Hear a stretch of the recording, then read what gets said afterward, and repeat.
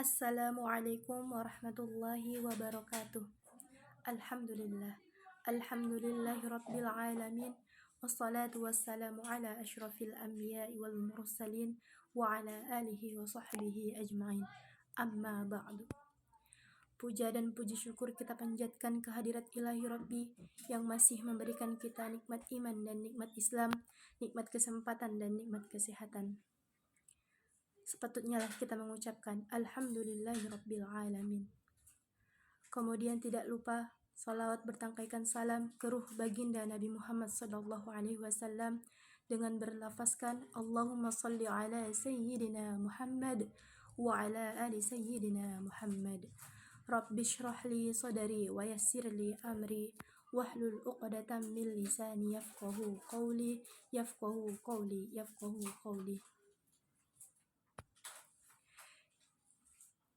Yang terhormat Bapak dosen selaku pengampu pada mata kuliah tafsir dan yang saya sayangi yaitu para audiens sekalian.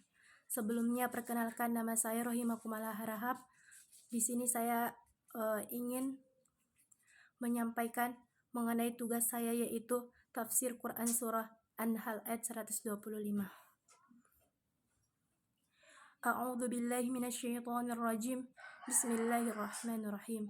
Ud'u ila sabili rabbika bil hikmati wal mau'izatil hasanah wajadilhum billati hiya ahsanu inna rabbaka huwa a'lamu bima dhalla an sabilihi wa huwa a'lamu bil muhtadin. Shadaqallahul azim. Yang artinya, serulah manusia kepada jalan Tuhanmu dengan hikmah dan pelajaran yang baik, dan bantahlah mereka dengan cara yang baik.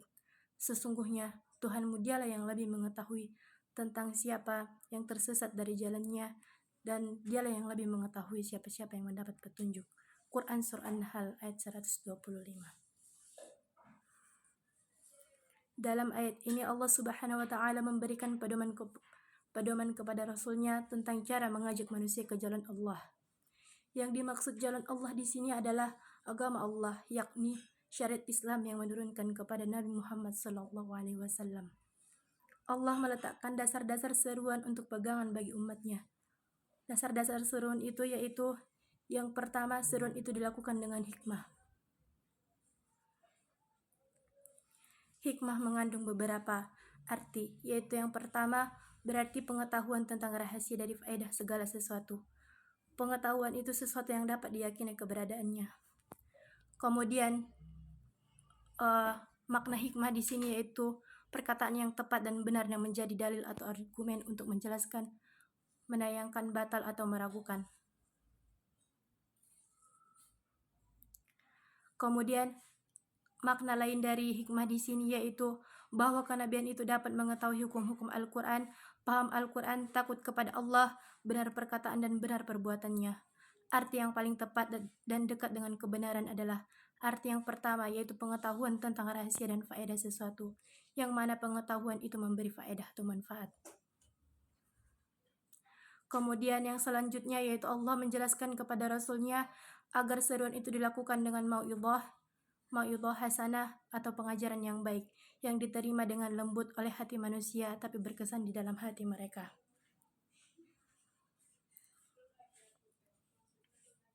Kemudian dalam Quran surah An-Nahl ayat 125 Allah menjelaskan bahwa bila terjadi perbantahan atau perdebatan, maka hendaklah dibantah dengan cara yang baik. Pada dasarnya seruan itu hanya dengan dua cara di atas, yaitu hikmah dan mau'idhah hasanah. Akan tetapi ketika seseorang mendapat perlawanan yang berat, terkadang perlu menggunakan argumen-argumen yang keras, kokoh yang bisa mengalahkan orang-orang yang diserunya. Maka dari situ cara menyeru yang berupa debat ini dilakukan dengan metode menyeru ke jalan Allah.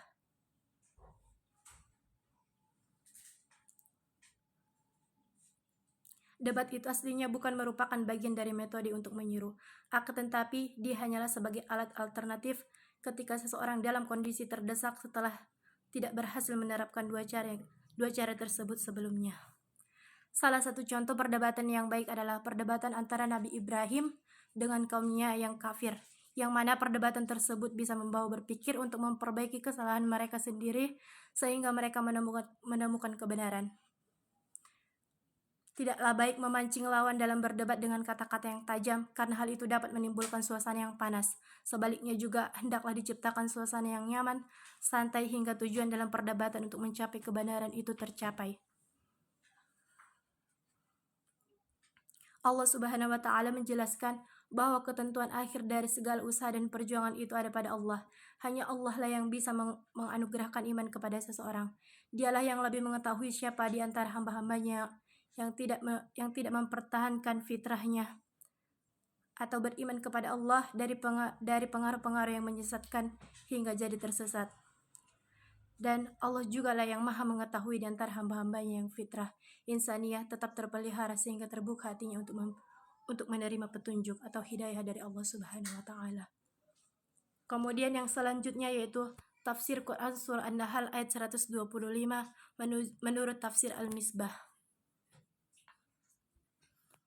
Menjelaskan tiga macam metode dakwah yang harus disesuaikan dengan sasaran dakwah, yaitu hikmah, mau'izah, dan jidal. Kata hikmah berarti yang paling utama dari segala sesuatu, baik pengetahuan maupun perbuatan. Hikmah adalah pengetahuan atau tindakan yang bebas dari kesalahan atau kekeliruan. Hikmah juga diartikan sebagai sesuatu yang bila digunakan atau diperhatikan akan mendatangkan kemaslahatan dan kemudahan yang besar atau lebih besar, serta menghalangi terjadinya mudarat atau kesulitan yang besar atau lebih besar lagi.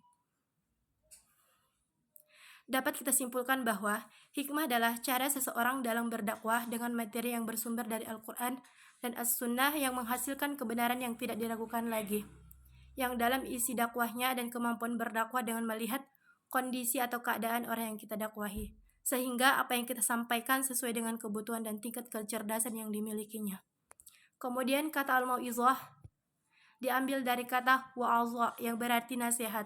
Mau'izah adalah uraian yang menyentuh hati yang mengantar kita kepada kebaikan. Sedang kata jadilhum diambil dari kata jidal yang berarti diskusi atau bukti-bukti yang mematahkan alasan atau dalih mitra diskusi yang menjadikannya tidak dapat bertahan. Baik yang dipaparkan itu diterima oleh semua orang maupun hanya oleh oleh lawan bicara. Baiklah,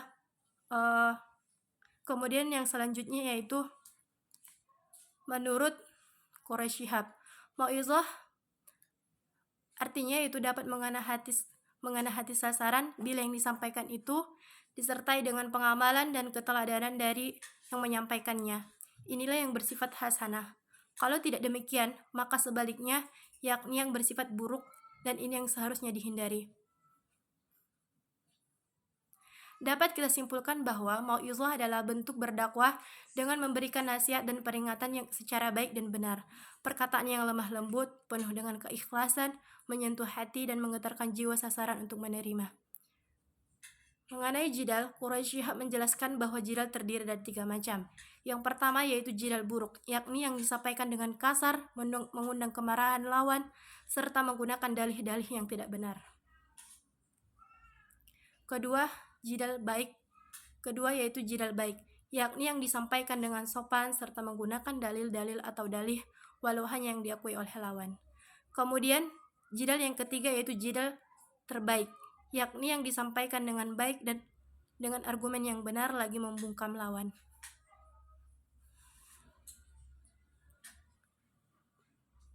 Dapat kita simpulkan bahwa yang dimaksud jidal adalah memberikan bantahan yang baik dan halus tanpa menyakiti lawan bicara serta dengan argumen yang benar terhadap sasaran dakwah yang menentang dakwah kita.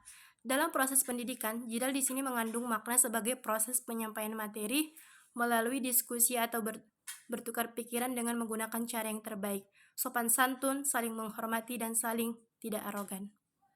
Kemudian yang kedua yaitu tafsir menurut kitab Jalalain, yaitu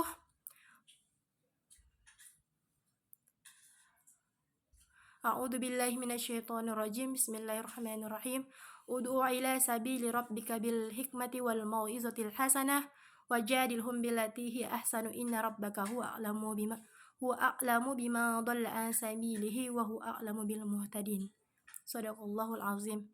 Yang artinya serulah manusia wahai Muhammad ke jalan Rabb-Mu. Serulah manusia ke jalan Tuhanmu dengan hikmah dan pelajaran yang baik, dan bantalah mereka dengan cara yang baik. Sesungguhnya Tuhanmu dialah yang lebih mengetahui siapa-siapa yang tersesat dari jalannya dan siapa-siapa yang mendapat petunjuk.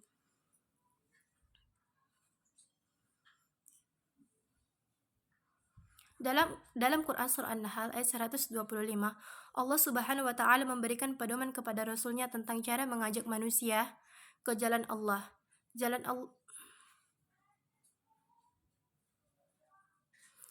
Allah di sini maksudnya ialah agama Allah, yakni syariat Islam yang diturunkan kepada Nabi Muhammad sallallahu alaihi wasallam.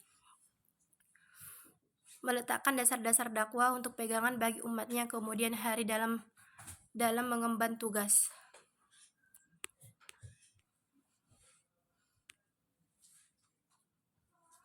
Kemudian yang ketiga yaitu tafsir Al-Maraghi.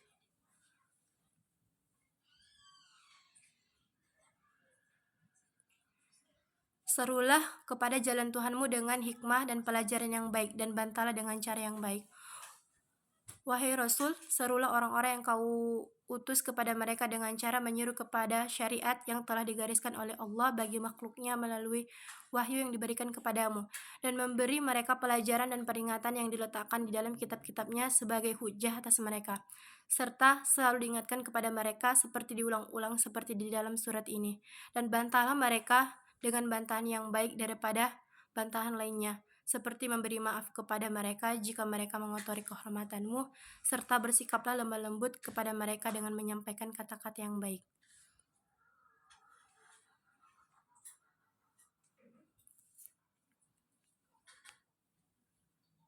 Maka dari sini gunakanlah metode terbaik di dalam berdakwah dan berdebat, yaitu berdakwah dengan cara yang terbasik, dengan cara yang terbaik.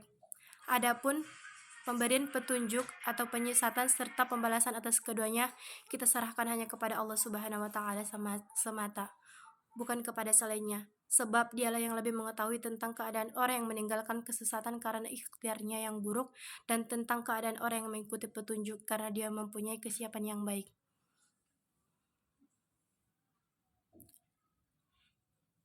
Oleh sebab itu, dapat kita simpulkan bahwa dalam menyampaikan dakwah hendaklah menggunakan metode yang terbaik, yaitu bersikap lemah lembut dengan menyampaikan kata-kata yang baik dan benar dan tanpa menyakiti lawan bicara. Adapun tanggapan dari mereka yang menyakiti hati kita serahkan semuanya kepada Allah.